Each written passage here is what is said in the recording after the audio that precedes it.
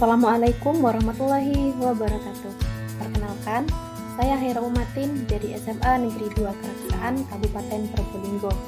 Saya adalah calon guru penggerak angkatan 7 kelas 109A.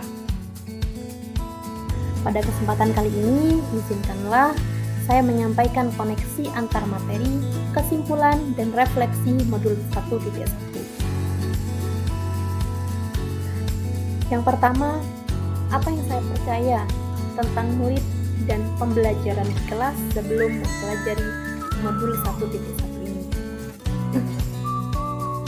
Sebelum mempelajari modul ini, saya percaya bahwa anak laksana hanya selembar kertas putih dan kita sebagai seorang pendidik berkewajiban mengisi kertas putih tersebut.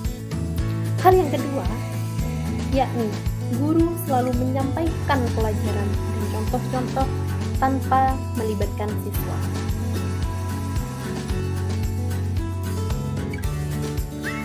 Hal yang ketiga, lebih berfokus pada aspek kognitif, sehingga menjadi kebanggaan tersendiri jika siswanya mendapatkan nilai tinggi di atas KKM. Hal tersebut mutlak harus dipenuhi bagi saya sebagai seorang pendidik sebelum mempelajari modul ini. Kemudian yang keempat, pembelajaran yang saya lakukan monoton kelas. Karena saya percaya bahwa kelas adalah ruang penyatuan sehingga siswa lebih nyaman, lebih aman, dan lebih fokus dalam melaksanakan pembelajaran. Setelah saya berefleksi diri, apa yang berubah dari pemikiran atau perilaku saya setelah mempelajari modul ini? Yang pertama, saya mempelajari tentang bukan tabula rasa. Ternyata anak bukan layaknya selembar kertas kosong atau putih kosong, tetapi seperti kertas dengan coretan samar-samar sebagai wujud kodrat alamnya. Sehingga seorang guru bertugas menuntun, memperbaiki lakunya, bukan dasarnya. Jadi, seorang guru berkewajiban dalam menebali garis-garis samar tersebut. Yang ditebali adalah perilaku baiknya dan sedemikian rupa menyamarkan perilaku yang tidak baik. Diibaratkan seorang petani yang menanam padi. Keberhasilan panen padi bergantung dari benih, perawatan, pencegahan hama, dan hingga panen. Sama halnya dengan seorang guru yang menuntun siswanya menemukan karakter anak dan menanganinya dengan tepat, sehingga anak dapat mencapai keselamatan dan kebahagiaan yang setinggi-tingginya.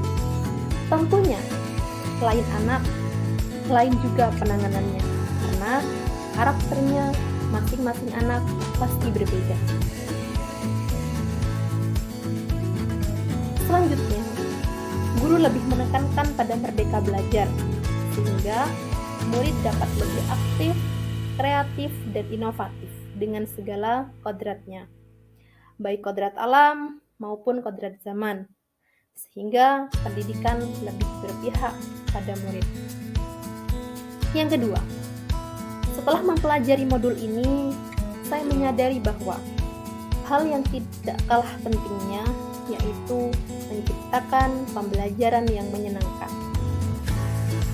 Karena hakikatnya, anak lebih senang bermain, sehingga pembelajaran yang menyenangkan akan merasa si anak melaksanakan pembelajaran yang dilakukan dengan bermain, sehingga secara tidak langsung bukan hanya pembelajaran yang kita transfer, bukan hanya contoh-contoh yang kita berikan kepada siswa, tetapi ada hal lain yang kita perlu sampaikan kepada siswa seperti budi pekerti, ada akhlak, ada hal yang menyenangkan lainnya, sehingga tanpa mereka sadari mereka mempelajari hal tersebut dengan antusias.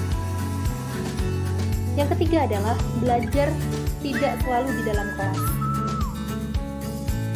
Sebelum mempelajari modul ini, saya sangat yakin bahwa kelas adalah satu-satunya tempat ternyaman dan aman dan saling membuat siswa fokus dalam belajar. Ternyata hal tersebut salah. Berawal dari melaksanakan pembelajaran yang menyenangkan, ternyata belajar di luar kelas dan tidak monoton pada satu tempat adalah hal yang perlu kita lakukan. Sehingga belajar di dalam kelas membuat siswa lebih senang, fokus, dan membuka wawasannya.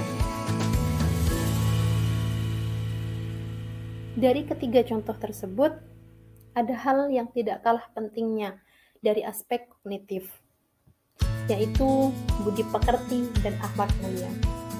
Aspek kognitif harus berdampingan dengan budi pekerti dan akhlak mulia, sehingga budi pekerti dan akhlak mulia ini dapat menjadi kontrol untuk anak dapat bertanggung jawab dan dapat melaksanakan merdeka belajar dengan batasan-batasan yang perlu dipertanggungjawabkan.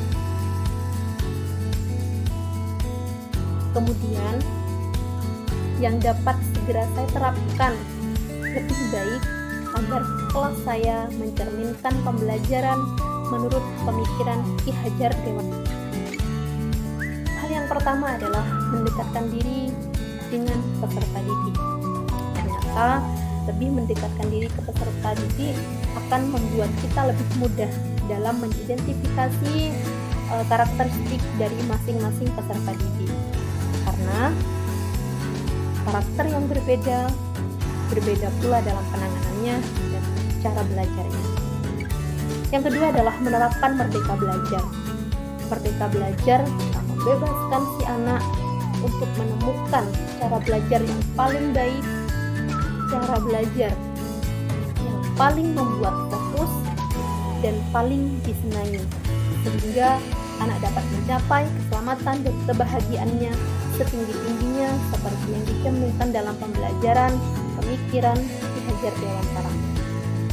Hal yang ketiga adalah menerapkan pembelajaran kontekstual agar anak dapat mengenali, agar anak dapat lebih menerapkan dan menjaga serta melestarikan kearifan lokal dari daerahnya.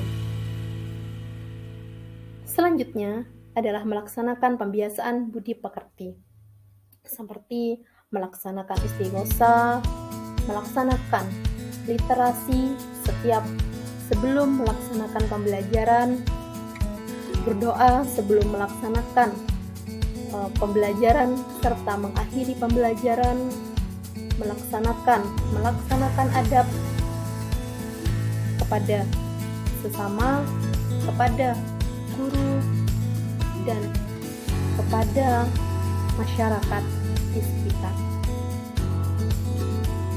serta meminta arahan dari pihak yang terkait, baik orang tua, atasan, dan teman sejawat, karena hal ini dapat membentengi diri, lebih membuka wawasan kita dalam terus mengembangkan pembelajaran. Cukup sekian yang bisa saya sampaikan, kurang dan lebihnya saya mohon maaf. Terima kasih. Assalamualaikum warahmatullahi wabarakatuh.